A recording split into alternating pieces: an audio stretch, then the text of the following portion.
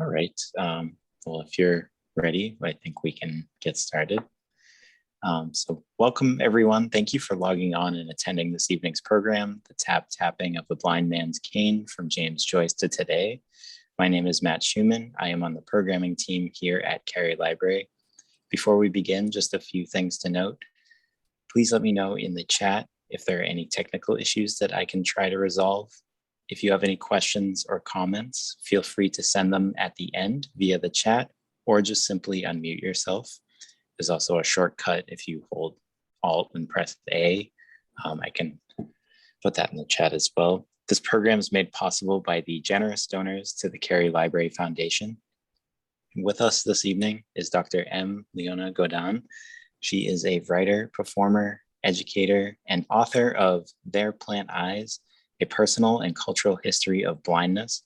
She holds a PhD in English and has lectured on art, accessibility, disability, and technology at NYU's Tandon School of Engineering, Rice University, and American Printing House for the Blind. She also founded Aromatica Poetica as a forum for exploring the arts and sciences of smell and taste. Now, please welcome Dr. M. Leona Godin. Oh, thanks so much, Matt. Thanks very much to the Cary Library for having me this evening. I'm just gonna get right started. The image of the blind man, less often woman or child, traveling with a staff, a stick, or cane along town streets and country roads is as old as blindness itself. But it wasn't until the mid-20th century that organizations for the blind codified orientation and mobility training. Before then, each blind individual had to figure out how to get around with only a slender bit of wood between them and the ocular-centric world. James Joyce draws attention to the usefulness and musicality of the blind man's cane with the tap, tap, tap, tap of the blind stripling in his 1922 modernist novel, Ulysses.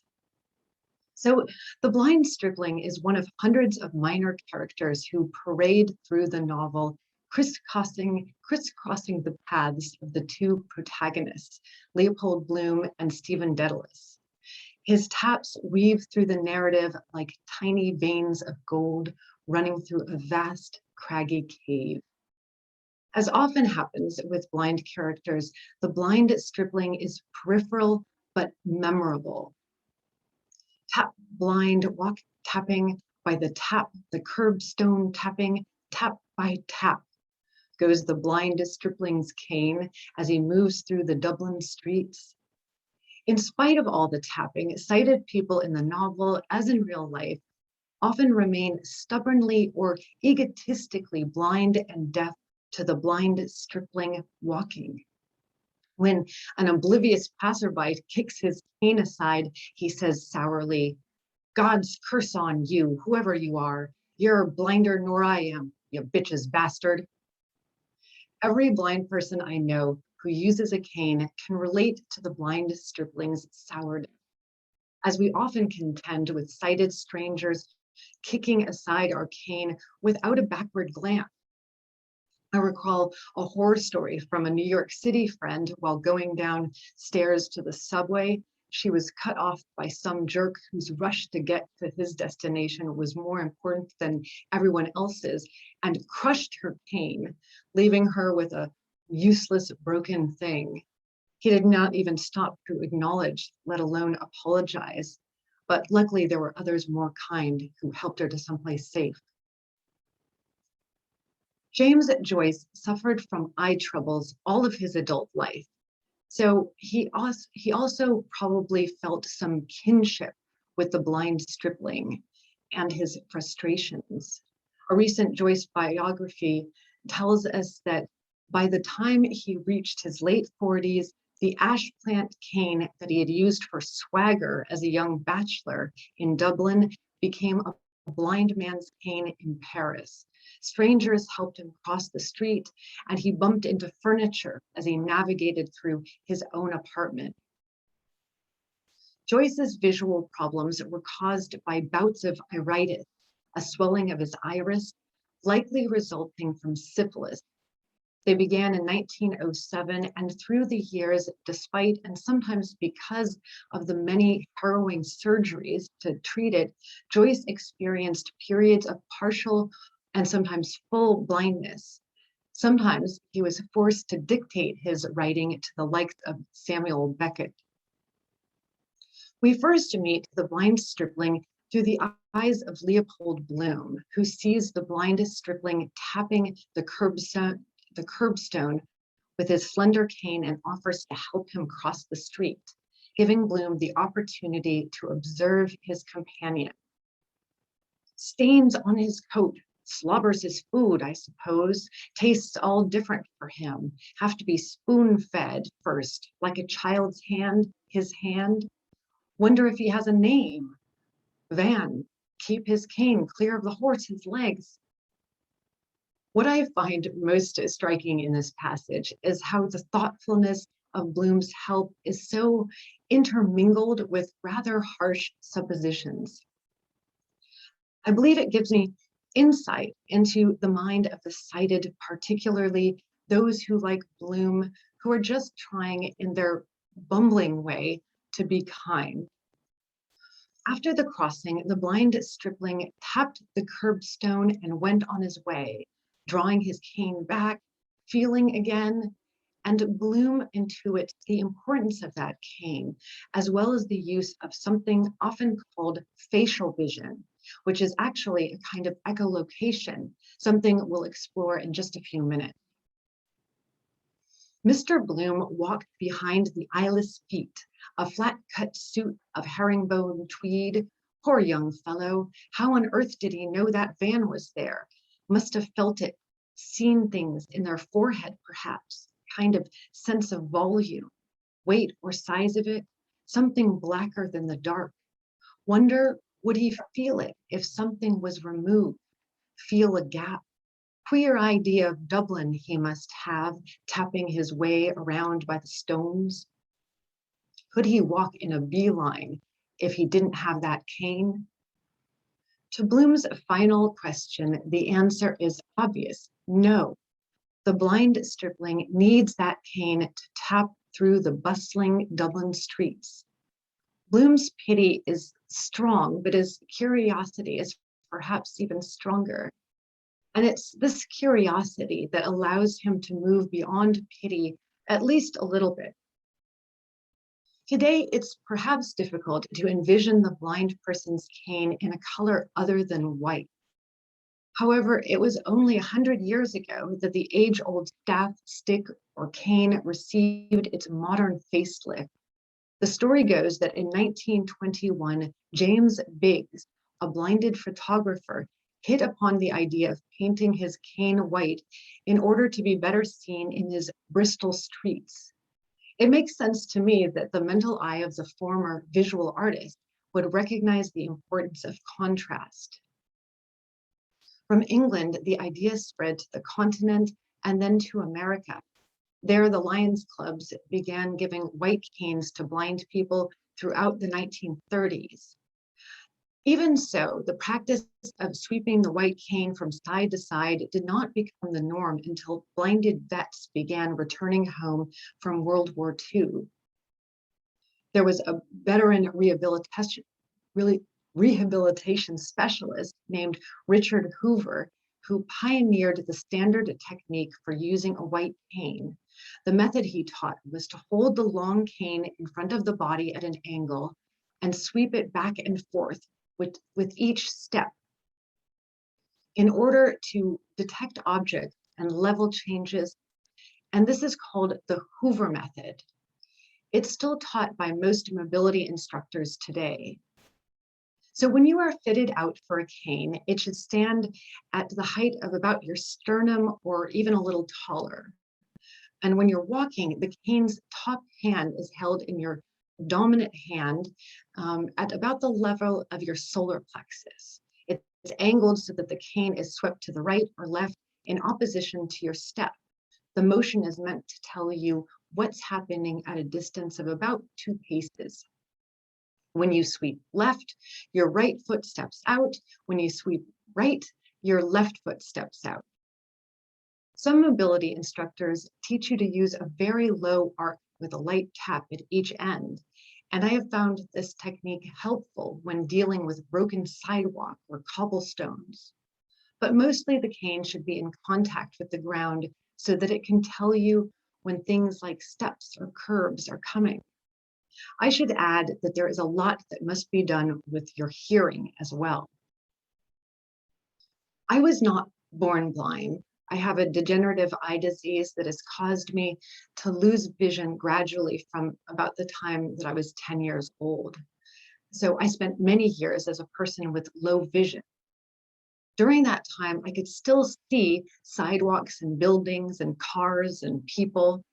And in those days, I liked to walk and think. So it's not natural for me now that I have virtually no sight at all to think so hard about walking. I can keep up my vigilance about 20 minutes before my mind begins to wander, taking my body with it. But I have known many blind people who rock the white cane. Yet the white cane is so stigmatic that it can often be difficult for blind people to embrace it, especially for those like me who go blind slowly, thanks to our deep cultural bias that insists blindness is not just a different way of being in the world, but a lesser way of being in the world. We often carry all the ocular centrism and ableism of our culture with us as we lose our sight. For us, then, picking up the white cane means looking blind, a thing that can frighten us and our loved ones, even more than blindness itself. As the poet and memoirist Stephen Kuusisto writes in Planet of the Blind, he inherited his horror of the white cane and blindness from his mother. He writes, raised to know I was blind, but taught to disavow it. I grew bent over like the dry tinder grass. I couldn't stand up proudly, nor could I retreat. I reflected my mother's complex bravery and denial and marched everywhere at dizzying speeds without a cane. Still, I remained ashamed of my blind self, that blackened dolman.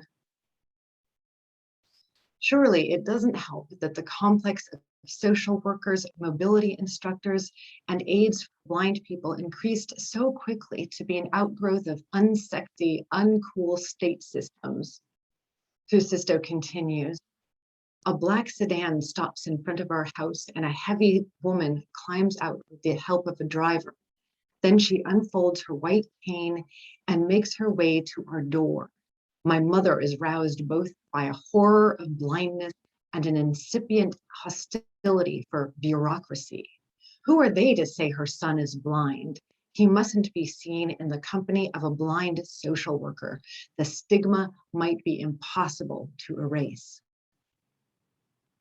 For many years, I too felt that whipping out the white cane would irrevocably launch me into the country of the blind, and I did not want to go there.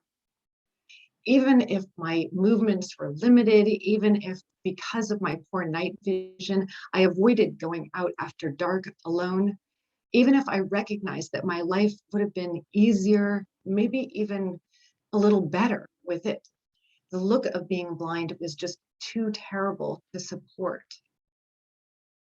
Blind organizations did such a wonderful job of getting the word out about the white cane that over the course of the 20th century, it quickly became not only a means of safe travel for the blind, but also, ironic, powerful symbol of helplessness in the eyes of many-sighted people.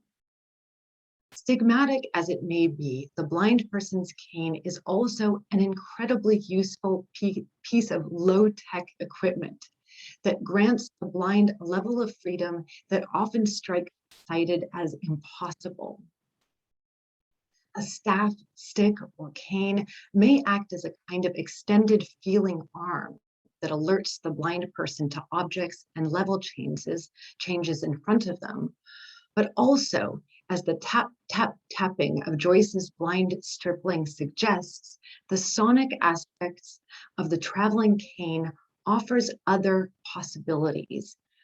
Reflecting off of buildings and other large objects, the taps create a sound picture that describe a world far beyond its tactile reach. So going back a little bit, in 1810, about 110 years before Ulysses was published, a young English naval officer named James Holman was struck blind suddenly while on leave at Bath. He'd gone there to attempt relief from rheumatoid symptoms that he'd contracted during his service in the frigid Atlantic waters of Canada. He'd entered the Navy with dreams of seeing the world, dreams that would surely be curtailed by blindness, right? Not so. Instead, he fashioned a career as a renowned travel writer. He was the author of such books as A Voyage Round the World, including travels in Africa, Asia, Australasia, America, etc., etc. Like Joyce, Holman repurposed his gentleman's walking stick as a blind man's cane. But unlike Joyce, it helped him achieve an incredible freedom of movement that made him the most well-traveled person of his age. He was called simply the blind traveler. Similar to the long white cane, Holman's walking stick was useful for giving warning by touch about objects and level changes in the microenvironment, the environment reachable by the extended arm, so to speak. However, because the typical walking stick is quite short, heavy, and stiff, it is not great for sweeping from side to side in the style of the Hoover Method. As his biographer notes, hitting an object didn't send a gentle pressure to the user, but a solid jolt. Furthermore, its shortness made the field of warning quite small, and Holman apparently did not hold it out in front of him, but rather held it balanced like a paintbrush in the crook of his thumb and forefinger, making it good only for limited sweeping purposes.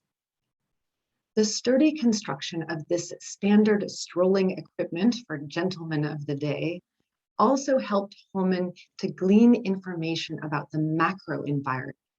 Specifically, it was the metal tip called a ferrule that made it so useful. As he walked, the ferrule produced a series of sharp taps. He learned to use those taps to tell him a great deal about the depth and dimension of his surroundings, not unlike the way a bat uses its clicks and their reflecting echoes to detect obstacles and prey. In other words, James Holman used the taps of his walking stick to echolocate. Now, I'm no James Holman, but I have found that when I do venture out on my own, one of the most satisfying things to do is trail a wall by whacking my cane against the wall, producing wonderful echoes that bounce back at me, describing the space of a quiet street or a cavernous university hallway. Many blind children figure out the usefulness of echolocation by emitting clicks with their mouths as soon as they begin walking in order to avoid walls and such. This active kind of echolocation has historically been downplayed by blind organizations.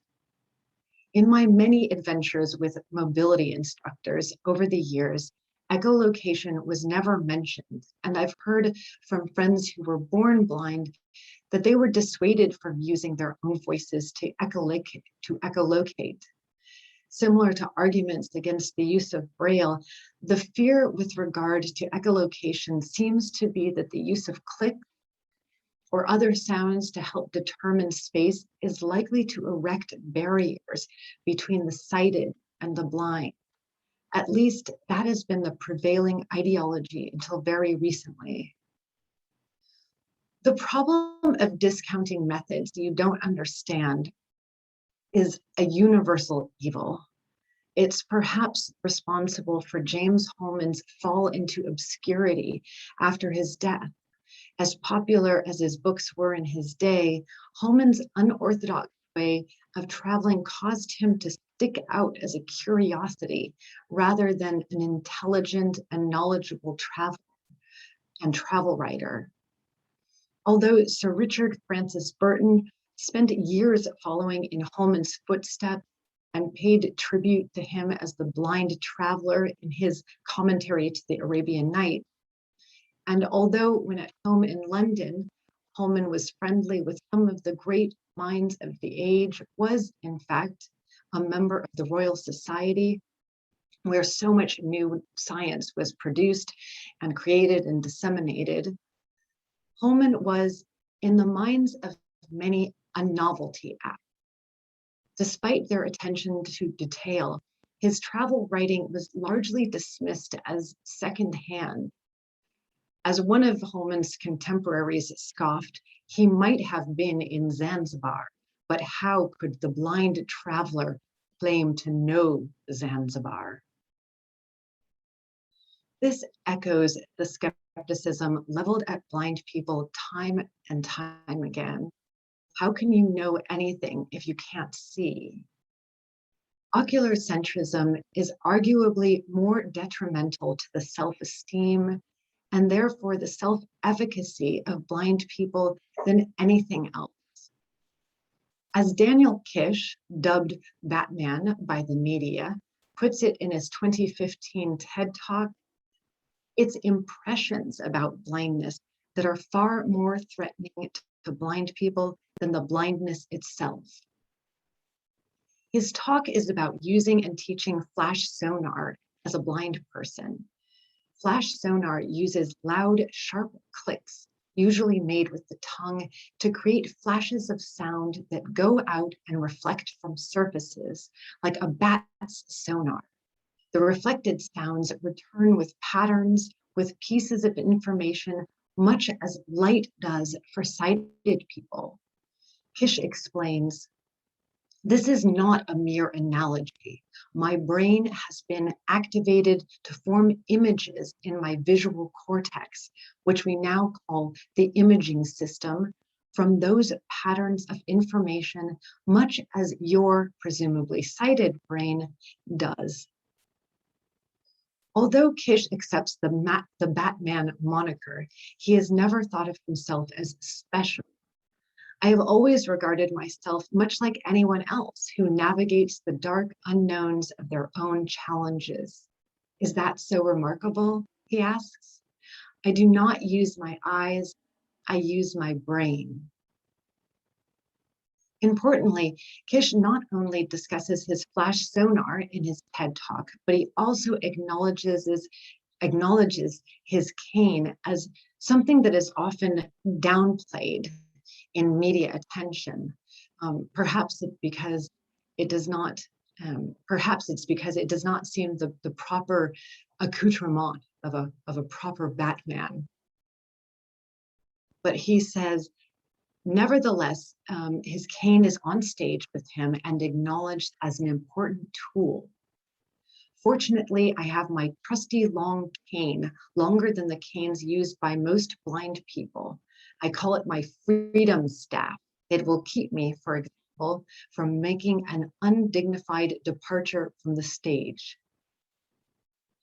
Kish founded World Access for the Blind, which teaches individuals and groups how to use flash sonar. It also does a lot of outreach to reframe blindness as containing the possibility of freedom, self-efficacy, and empowerment. Kish and his colleagues are so good at using and teaching flash sonar that they even organize mountain biking expeditions. It was not until the mid-20th century that scientists began to understand that bats use sound for navigating. Even then, some scientists balked at this discovery. As Richard Dawkins relates in his 1986 book about evolution called The Blind Watchmaker, the zoologists who discovered bat echolocation and presented it to their colleagues in 1940 met with something more than skepticism. One distinguished scientist was so indignantly incredulous that he seized one of the discoverers by the shoulders and shook him while complaining that they could not possibly mean such an outrageous suggestion. At that time, radar and sonar were still highly classified developments in military technology. The notion that bats might do anything even remotely analogous to the latest triumphs of electronic engineering struck most people as not only implausible, but emotionally repugnant. This skepticism seems rooted in the misconception that technical comprehension of sonar would be too complex for weird little critters to fly around at night eating bugs. However, as Dawkins points out, our lack of understanding about echolocation should not trouble us any more than our lack of understanding about vision. We do not need to understand the mechanics or mathematics of a sense in order to use it. The mathematical calculations that would be necessary to explain the principles of vision are just as complex and difficult, and nobody has ever had any difficulty in believing that little animals can see. As Dawkins notes, this double standard stems from our ability to see and not echolocate. The skepticism regarding that which we do not either experience on the one hand or understand on the other seems to echo the crux of the disbelief that so many sighted people hurl at those who are blind. I can't cross the street with my eyes closed, they say to themselves, and they conclude, therefore, that blind people must not be able to cross streets. Of course, Holman and Kish make clear that humans can echolocate, which Dawkins acknowledges as well. Blind humans sometimes seem to have an uncanny sense of obstacles in their path. It has been given the name facial vision because blind people have reported that it feels a bit like the sense of touch on the face. Experiments show that facial vision is a kind of passive or even unconscious echolocation. One does not have to click or tap in order to benefit from reflected sound. Unlike the deliberate use of flash sonar, one's footsteps or even sound reflected from elsewhere, like a fan or a car engine, for example, can tell the listener something about her surroundings, whether or not she is fully conscious of it. In his 1959 memoir, The Sound of the Walls, blind historian and novelist Jacob Torski describes his personal discovery of facial vision in the years just after losing his sight to scarlet fever when he was a child. He writes, "Near a large object, I could sense its presence and steer out of the way of it. This obstacle sense depends on noticing subtle changes in air currents and temperature, but chiefly on hearing and interpreting tiny echoes as they rebound from obstructions. The sound of a footstep, in fact, the slightest sound releases the echoes, yet it does not require acute hearing, but concentrated and trained hearing, nor does it give any sort of auditory impression. The impression is of a vague sight or slight pressure on the face." Although a blind person can benefit from passive echolocation, when we are made aware of it and trained to use it, we can make a lot more of the faculty. Blind humans, like all humans, are the product of culture and education as well as genetics. And because of this, it is very helpful to have the concept of human echolocation in place in order to make the most of it. Maybe we are not quite so proficient as bats, but as we develop techniques, we will improve. This should not be fetishized as a superpower, but rather appreciated as a faculty that can be practiced and learned. In our superhero obsessed culture, it happens far too often that the blind person's other senses become potentialities for strange supernatural powers that far outstrip those of sight. Consider all of those blind swordsmen out there. Thus, the expectations placed on us are all about those superpowers, while the ordinary aspects of being human are forgotten or ignored. As blind author Georgina Klieg argues, I need to take one sip of water. Excuse me, please. The Zoom experience is so strange, talking into the void. That is quite all right. Thank you for popping in there, Matt. Cover my water. As blind author Georgina Klieg argues, when sighted people's low expectations are defied by a singular, as they understand them, blind person, they are compelled to reinvent the ancient myths about compensatory powers, supersensory perceptions, the sixth sense, second sight, third eye, etc., etc. Due mainly to lack of attention and incentive, sighted people may not attune themselves to the possibilities of echolocation, but that does not mean they are not capable of learning. It also does not mean that a blind person is just born with these faculties. Rather, the faculties in either case must be used, practiced, and honed. The perceptual psychologist Lawrence Rosenblum explains it like this. We all have an onboard sonar system, and we often engage it unconsciously all the time. What largely distinguishes the expert perceiver from the rest of us is the same thing that gets us from here to Carnegie Hall: practice. I find this so comforting. If I can practice echolocation, I can be a better blind person. This challenges stereotype of the super blind by suggesting that if given the chance, we can all develop extraordinary power. Blind people often find ourselves navigating between extremely low and extremely high expectations. Daredevil and Homer on the one end, the blind beggar and buffoon on the other.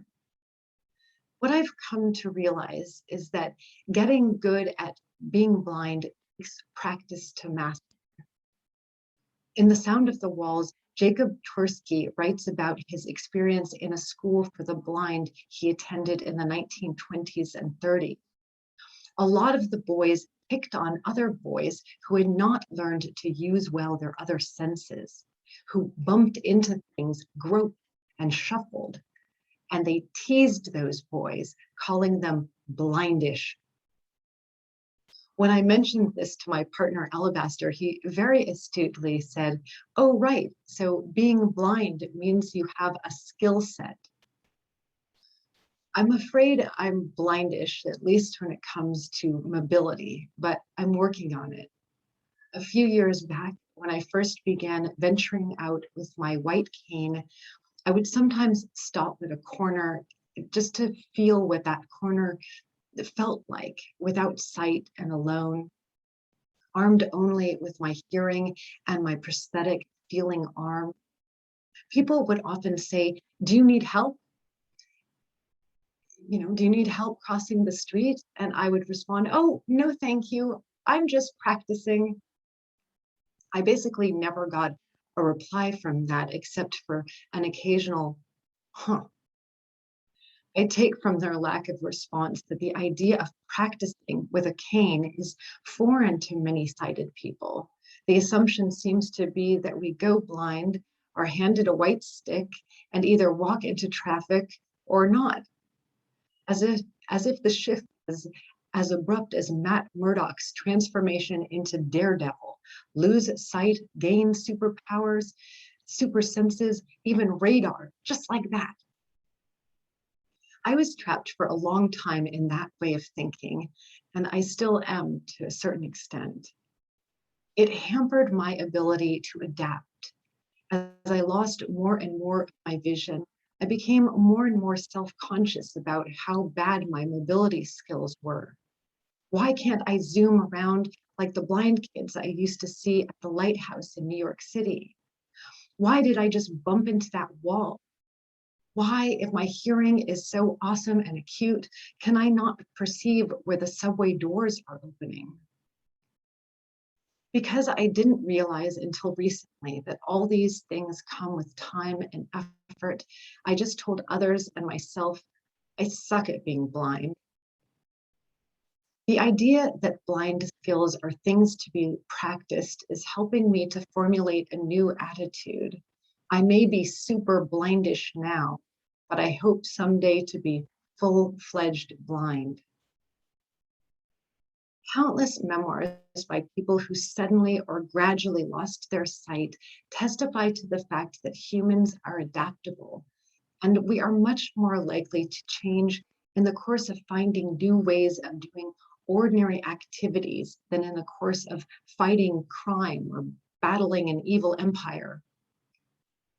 Even if the media doesn't think much of portraying blind people as normal, but only as supernatural, most of us live in the quotidian realm where defying expectations necessitates shopping for groceries, obtaining work and showing up every day, having and caring for children, and so on. It is undoubtedly true that being blind affects the way we move through and perceive the world. However, it's essential to realize that the differences are not due to mysterious, godlike superpowers, but are rather natural outcrops of our very human capacities to learn, adapt, and change. In an early scene in Ulysses, Stephen Dedalus experiments with blindness while walking on the beach. In his attempt to circumnavigate the ineluctable modality of the visible, he closes his eyes and uses his ash plant walking stick as a blind man's cane. I am getting on nicely in the dark.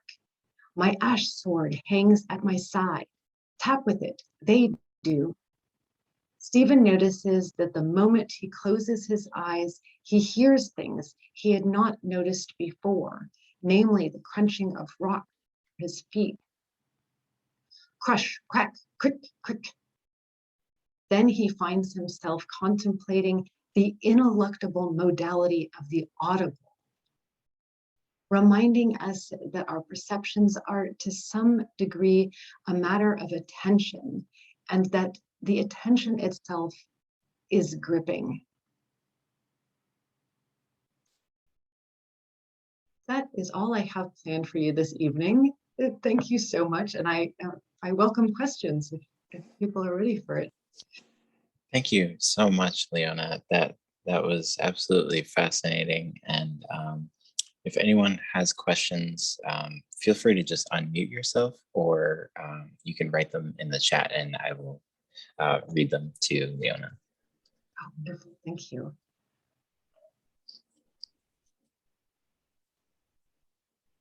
Well, in case if people are getting ready to ask questions or typing, how long did it take for you to do some of the research in your book and write it overall?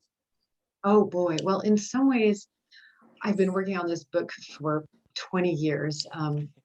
So much of it came out of first kind of my dissertation that was kind of solidly planted in the 18th century, 17th and 18th centuries. So kind of the middle chapters of the book where I deal with technologies of seeing and Milton as well. I should say people might be confused by the title of my book. It's called Bare Plant Eyes.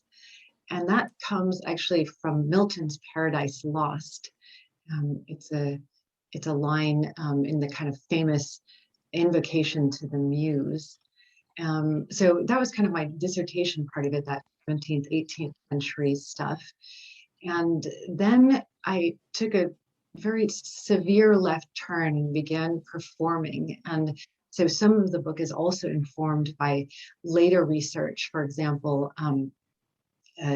research about Helen Keller, I kind of stumbled upon this really delicious tidbit in this one wonderful book called The Radical Lives of Helen Keller, which, among other things, it describes Helen Keller's very radical leftist politics.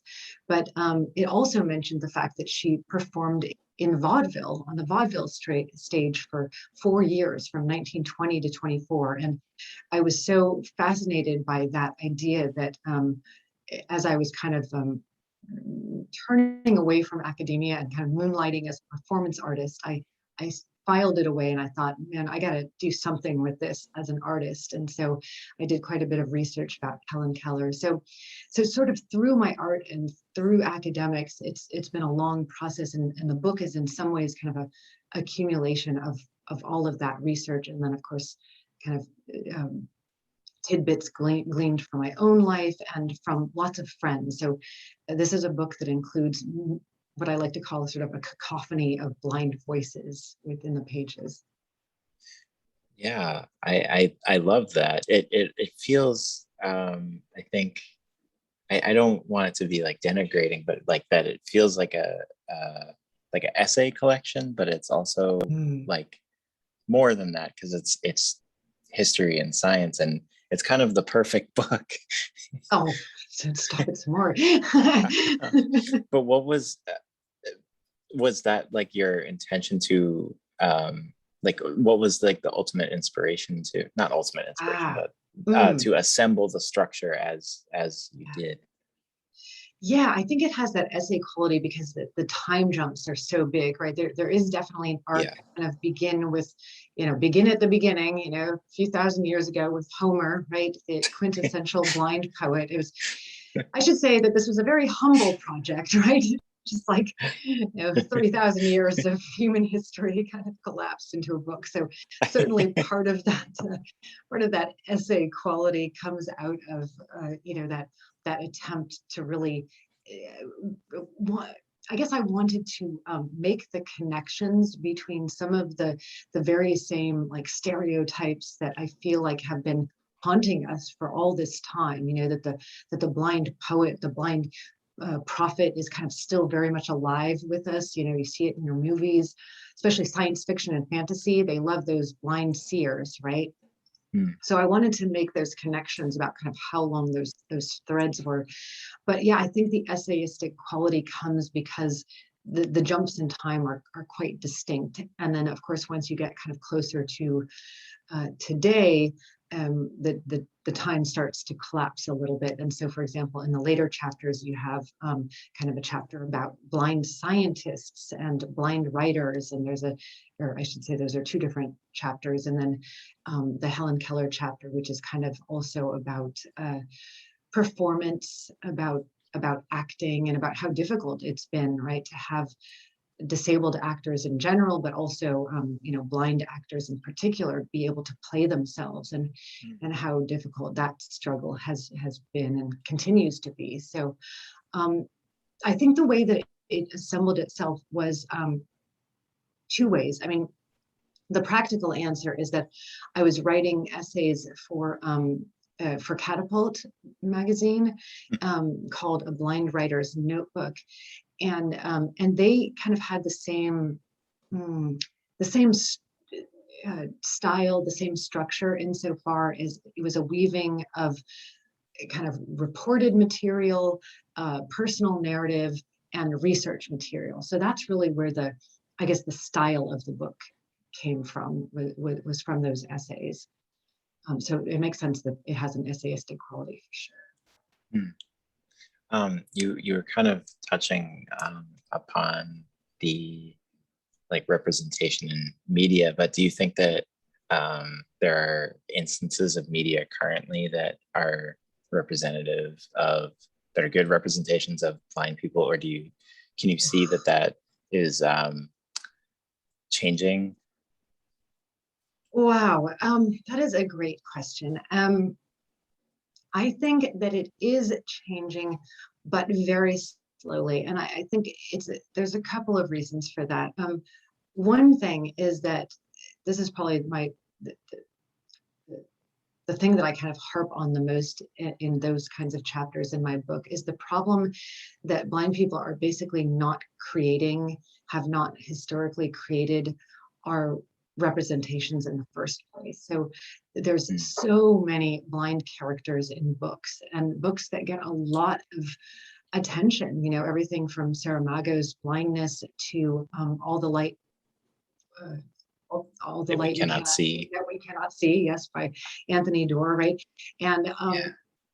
and it, you know, they're good books, right? But the problem is that we don't have anything anywhere near the equivalent of that kind of acclaim.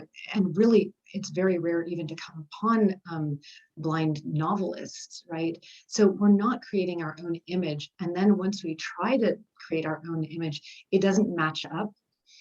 And so a lot of blind writer friends that I know are really struggling with editors saying things like, that's not, you know, that's not what I've seen. That's not what I think blindness is, right? So the representations have been so strong that we can't quite get a foothold, you know, and if we can't do it as writers, I mean, imagine how difficult it is, you know, as filmmakers, right? And as other kinds of media makers. So it's a real problem. And I think, you know, we have to kind of address it at all levels. And certainly there are some wonderful blind actors that are coming around, like there's Mary Lee Talkington, and she does a lot of outreach. She's in the Apple TV series called C, and she's done a lot of other things as well. But there's too few. I mean, even her, she's in my book as well. And the prejudice that she faced in her MFA in acting program was almost unthinkable. And this is just, you know, within the last 20 years or so. I mean, people, her instructors, her professors, literally unenrolling her from classes because they didn't want to deal with a visually impaired person. So imagine if, you know, or I should say, a low vision person, right? So really incredible stuff. Of course, there is now there is a push, right, for representation, and that is wonderful. And I think, you know, in 20 years, there's going to be change, but it's moving a little bit glacially from, I think, a lot of our perspectives. Right. And where you talked about, sorry, I wrote a bunch of questions down, so I don't mean to take away. If somebody else has a question, I have a list, but I don't want to take away from the crowd. Leave a moment of silence for someone to jump in. No, these are awesome questions. Thank you. Well, if there aren't others, I was, when you're talking about and James Holman and being discredited as like a blind traveler, it's absurd because sighted people will talk about other senses when they travel, of like the food in Italy or the smell of flowers somewhere. So that part was quite disheartening and upsetting. And I guess I don't have a question about that, but maybe I could tie it to if you'd want to talk about Aromatica Poetica, which I'm sorry if I'm mispronouncing that. Oh, sure. It's hard. Aromatica Poetica. Yes. Aromatica. Yes. So it's my magazine dedicated to smell and taste, online magazine. Thank you so much for bringing it up.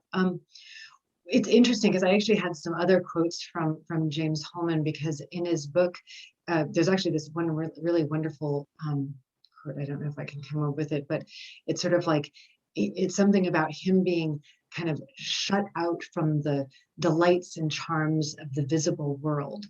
But he takes great pains to explain, at least in one of the introductions of his books, about how, you know, a traveler needs to investigate, right? We all kind of make fun of those tourists, right, who run around taking pictures of stuff and really don't seem to have gained anything from their travels. Yeah.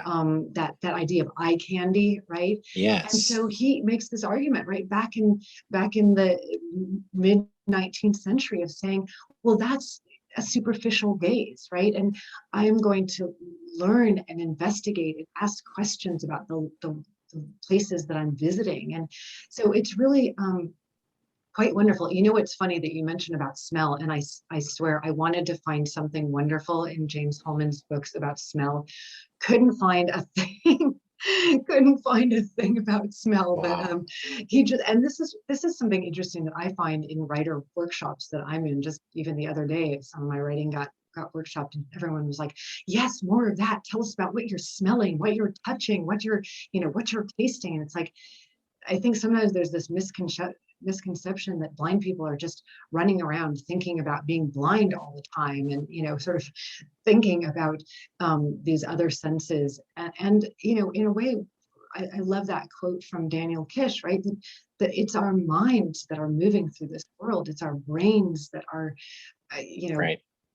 processing the information. And if we are not interested in smells, for example, we're not going to be smelling a lot more than a sighted person is, right? I mean, there has to be that impulse, and that's really what James Holman kind of argues is, look, I have the impulse to travel, I have the impulse to learn, and that's what inspires me and puts him into these regions that almost nobody has been into, right? Or very few Westerners had traveled to, and so it's really Right. quite extraordinary. So I so appreciate that question. But that said, I think that smell is kind of like the frontier, right? The unknown frontier in a lot of ways, and it's strange because smell in general has been so discounted in our Western science that that it's kind of like a self-fulfilling prophecy, right? We don't know a lot about smell, so it seems kind of mysterious, and then that doesn't generate a lot of interest, and then you don't have a lot of scientists going into smell research, and so it's this kind of cycle, and I think we're starting to get out of that a little bit. But I would love it for blind people to have more access to smell training. I think it can be quite nose opening. No, it can be quite wonderful to train the nose, right? It's not about having a super nose, it's about training the nose, and it's not mysterious, right? It's another sense that can be trained, just like that faculty of echolocation. Yeah, and I wanted I mean, that was one of the most fascinating parts. I mean, when you talked about kids being dissuaded from using echolocation, and where you emphasize that it's a skill, but I wasn't sure if it was that kids kind of instinctually are using that from like an early age and then dissuaded, or is it that they realize it and then improve their own skill as they're growing up, and then they're like dissuaded? Oh, sorry, I No, go jumped ahead. in. Go ahead. I think it's that historically kids had been, it's kind of a natural thing. So I guess, like, for example, Daniel Kish, right? He becomes this amazing, Batman, right? He lost his eyesight quite young, and he just naturally kind of started using it. Now, the piece of the puzzle that's so important that makes him unique is that his parents allowed him to, right? They allowed him a lot of freedom, and even kind of assumed that that would be the case, right? So he was allowed to kind of develop his skills in every way, and one of those skills as a blind child, as a very small child, was using clicks, was using echolocation. Now, I've heard from other friends that the very same thing happened, right? That they naturally started using clicks and learning about their environment, but their parents said, no, no, no. The people that were around them said, don't do that. It's too, they probably didn't use the word othering, but it's too alienating, right? If you run around clicking, it's bad enough that you're blind, right? That's that terrible parental fear, right?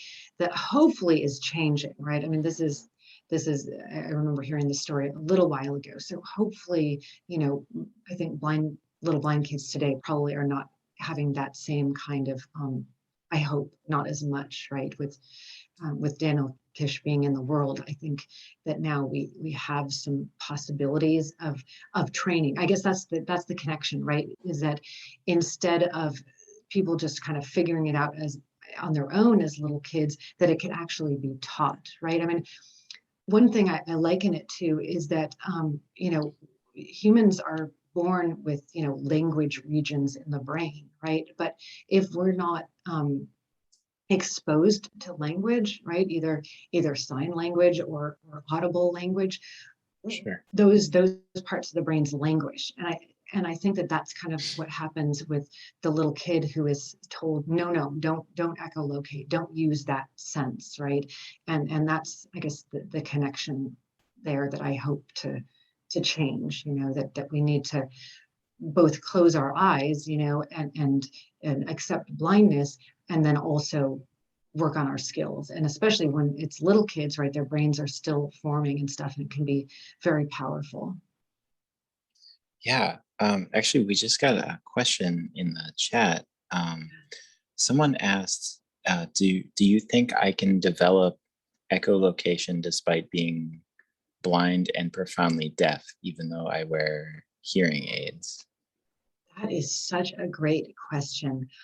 Because it has so much to do with sound, I wonder how much. I mean, apparently, and if you are wearing hearing aids, I would think that it's not so much as Torski put it, it's not so much about acute hearing, it's about attention. It's about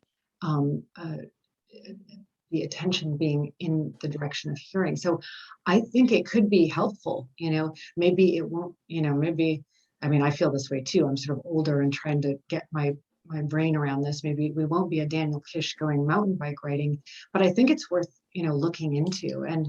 And maybe there are some analogous skills with vibrations as well. I don't know, but I definitely encourage you to check it out, to look into it. And that is World Access for the Blind. That's Kish's organization. They said, thank you. Well, I have one last question, but if anybody has any questions, feel free to unmute or just type in the chat. Somebody just commented that this was great. Thank you. I look forward to reading your book. That makes me so happy. Thank you.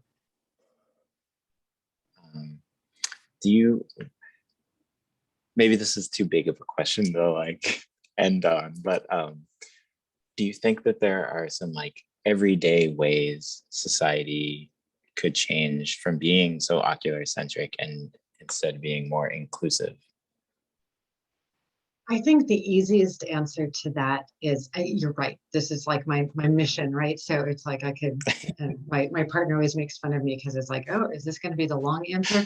No, I'll give the short answer. And that is, maybe it's that kind of where I was going in this talk today, which is that, humans are adaptable. And it's funny because I've had so many people say to me like, oh, I mean, just the other day on a subway, this random drunk guy was like, I would kill myself if I was blind. And I'm like, okay, wonderful. Jeez. But, it's usually not quite that strong. But people have said, like, I would just curl up and never leave my house, things like that. And it's like, I think the realization that humans are adaptable is maybe the most important clue to realizing that if somebody is blind, they can still have like an extraordinarily rich life. It's just going to be different, it's not going to be less than, it's going to be different than. And if we can kind of keep that in mind, that idea of difference rather than value, and the idea of adaptation, I think that can go a long way to people having an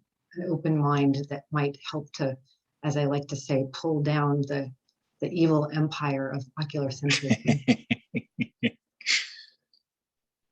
Well, thank you so much, Leona. This was fascinating and wonderful to talk with you. It was such a pleasure for me, and I love your book. And I hope that you get to spread the book around more. It's absolutely fascinating, and I feel like it should be a required read. Oh, yeah. Demand it in your high schools and colleges everywhere.